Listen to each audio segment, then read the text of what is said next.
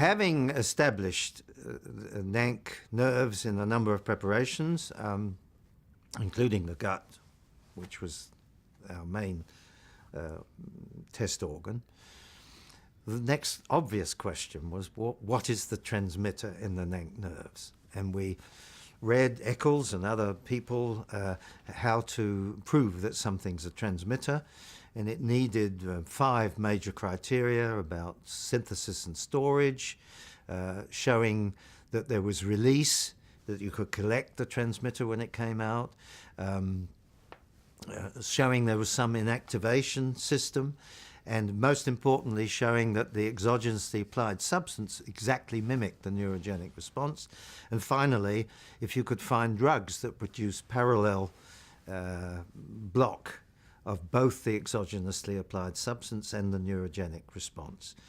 And we started looking at everything we could think of. We looked at amino acids of various kinds, glutamate and GLABA. We looked at various monoamines. We looked at all kinds of things. Many peptides by then were getting popular. We looked at those. None of them satisfied those criteria at all.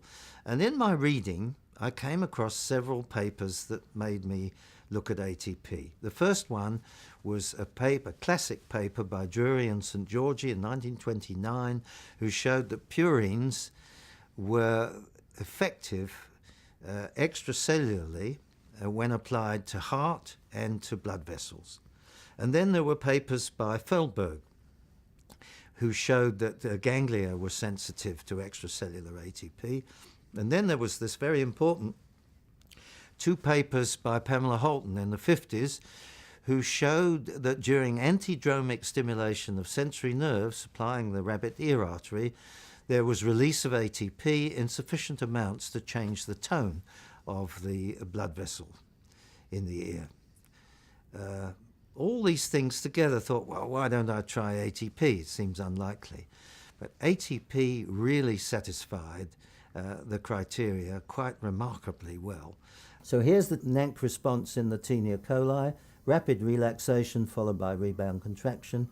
ATP mimicked it beautifully. And by then, we knew that there was a NANC excitatory response to the bladder. And again, ATP mimicked it better than anything else, because while you stimulate, it's still coming back. And ATP had the same time course.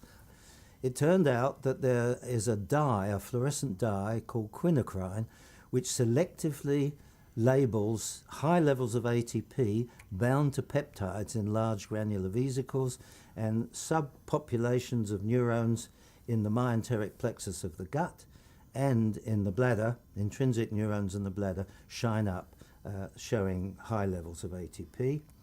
So we published this paper in 1970 in British Journal of Pharmacology, describing ATP or related nucleotide as a potential transmitter in NANC nerves. I'm very glad that we left it open that there might be other nucleotides, because in recent years, when the P2Y receptors were cloned, these are G-protein coupled receptors, some of them, which we'll come on to later, I'm sure, P2Y2 and 4, are sensitive to pyrimidines. UTP and ATP are equipotent on P2Y2 and 4, and P2Y6 is selectively hit by UDP. So there are other nucleotides involved.